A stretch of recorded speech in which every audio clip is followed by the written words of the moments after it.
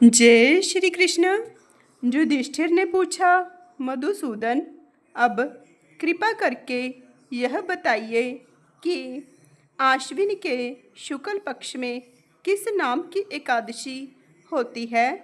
भगवान श्री कृष्ण जी बोले, राजन, आश्विन मास के शुक्ल पक्ष में जो एकादशी होती है वह पापांकुशा एकादशी के नाम से विख्यात है।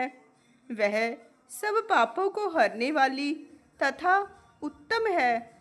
उस दिन संपूर्ण मनोरथ की प्राप्ति के लिए मनुष्यों को स्वर्ग और मोक्ष प्रदान करने वाले पद्मनाभ संज्ञक मुझ वासुदेव का पूजन करना चाहिए। जितेंद्रिय मुनि चिरकाल तक कठोर तपस्या करके जिस फल को प्राप्त करता है वह उस दिन भगवान गरुड़ ध्वज को प्रणाम करने से ही मिल जाता है।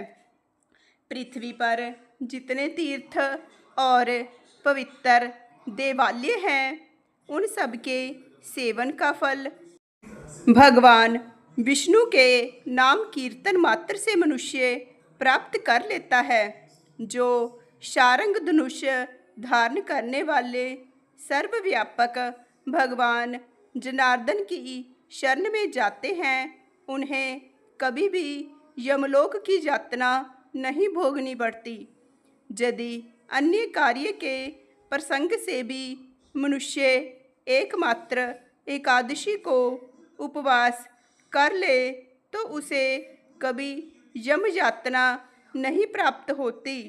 जो पुरुष विष्णु भक्त होकर भगवान शिव की निंदा करता है वह भगवान विष्णु के लोक में स्थान नहीं पाता। उसे निश्चय ही नरक में गिरना पड़ता है। इसी प्रकार यदि कोई शैव या पाशुपत होकर भगवान विष्णु की निंदा करता है तो वह घोर रौरव नरक में डालकर तब तक पकाया जाता है जब तक कि 14 इंद्रों की आयु पूरी नहीं हो जाती। यह एकादशी स्वर्ग और मोक्ष प्रदान करने वाली, शरीर को निरोग बनाने वाली तथा सुंदर स्त्री, धन एवं मित्र देने वाली है।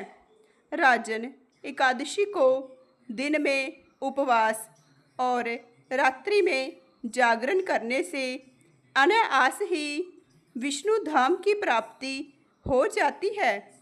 राजेंद्र, वह पुरुष मातृ पक्ष की 10, पिता के पक्ष की 10 तथा स्त्री के पक्ष की भी 10 पीढ़ियों का उद्धार कर देता है। एकादशी व्रत करने वाले मनुष्य दिव्य रूपधारी चतुर्भुज गरुड़ की ध्वजा से युक्त, हार से सुशोभित और पीतांबरधारी होकर भगवान विष्णु के धाम को जाते हैं।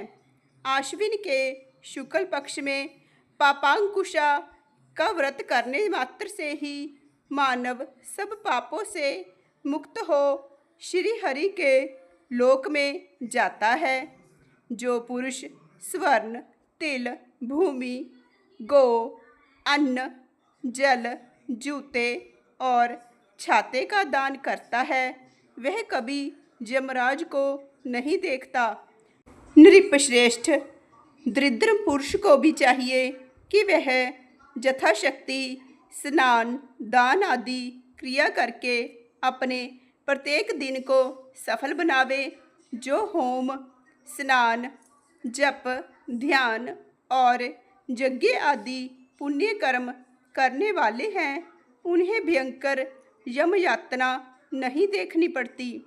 लोक में जो मानव दीर्घायु, धनाढ्य, कुलीन और निरोग देखे जाते हैं वे पहले के पुण्य आत्मा हैं।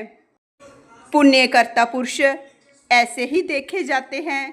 इस विषय में अधिक कहने से क्या लाभ। मनुष्य पाप से दुर्गति में पड़ते हैं और धर्म से स्वर्ग में जाते हैं।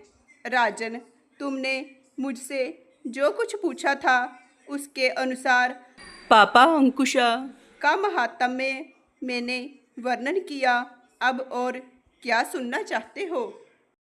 इस तरह से आश्विन मास की शुक्ल पक्ष की एकादशी का महात्म्य संपूर्ण हुआ। बोलिए श्री कृष्ण भगवान की जय, लक्ष्मी नारायण भगवान की जय। जय श्री कृष्ण।